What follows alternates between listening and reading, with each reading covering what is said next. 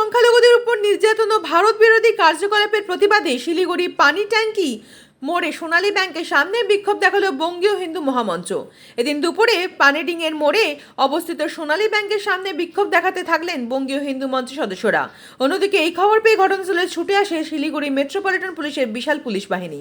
প্রায় আধ ঘন্টা এই বিক্ষোভ চলে। পরবর্তীতে পুলিশ প্রশাসনের আশ্বাসের পর বিক্ষোভ তুলে নেন বঙ্গীয় হিন্দু মঞ্চ।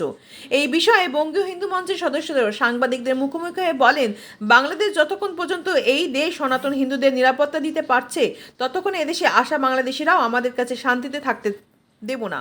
এর আগে ভিসা অফিস ঘেরাও হয়েছে, আমরা বারংবার বলছি অনুপ্রবেশ ঘটছে, আর এমন থেকেই স্পষ্ট হলো যে পশ্চিমবাংলার পুলিশের মতামতই বাংলাদেশি অনুপ্রবেশকারীরা ঢুকছে। আজ হয়তো পুলিশ এই ব্যাংক বাঁচালো, তবে আমরা এই ব্যাংক অচল করবই। আর যতক্ষণ পর্যন্ত আন্তর্জাতিক স্তরে বাংলাদেশে ভারতের কাছে ক্ষমা না চাইছে, পাশাপাশি সেখানে সংখ্যালঘুদের নিরাপত্তা দিচ্ছে, ততদিনে আন্দোলন চলবে। আমরা এখানে বাংলাদেশিদের শান্তিতে থাকতে দেব না। দেশের স্বার্থে আমরা কেস খাবো, এরপরও আমরা আন্দোলন চালিয়ে যাব। যতক্ষণ না হিন্দু সনাতনীদের সেই দেশে সুরক্ষা দিতে পারছে ততক্ষণ এখানকার বাংলাদেশিদেরও আমরা শান্তিতে থাকতে দেব না। এর আগে ভিসা অফিস ঘেরা হয়েছে, আজকে দেখুন পুলিশ ক্যাননের পর ক্যানন এনেছে। আজ বাংলাদেশিদের সুরক্ষার সাথে রাস্তায় নেমেছে পশ্চিমবঙ্গের মমতার পুলিশ।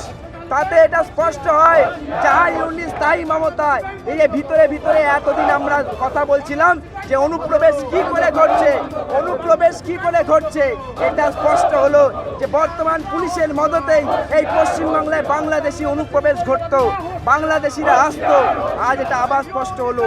আমরা কিন্তু এই ব্যাংক অচল করবই। আজ হয়তো পুলিশ এই ব্যাংককে বাঁচালো, আগামী দিন বাঁচাতে পারবে না। আর যতক্ষণ না আন্তর্জাতিক স্তরে বাংলাদেশ এই ঘটনার জন্য ক্ষমা প্রার্থনা করছে, সেখানকার সংখ্যালঘুদের স্বার্থে কথা বলছে, তাদের নিরাপত্তা নিশ্চিত হচ্ছে, ততদিন আমাদের এই আন্দোলন চলবে। আমরা এখানে বাংলাদেশিদের শান্তিতে থাকতে দেব না।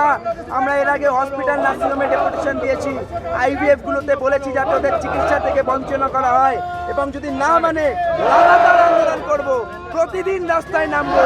পুলিশ আমাদের কেস দেবে, বাংলাদেশি ধরতে পারবে না। বা নিজের দেশের স্বার্থে, সনাতনীদের স্বার্থে মহামঞ্চের অঙ্গীকার, সনাতনীদের অধিকার। যেখানে যেখানে সনাতনীরা বিপদে পড়বে আমরা রাস্তায় আজও আছি, আগামীকালও থাকবো।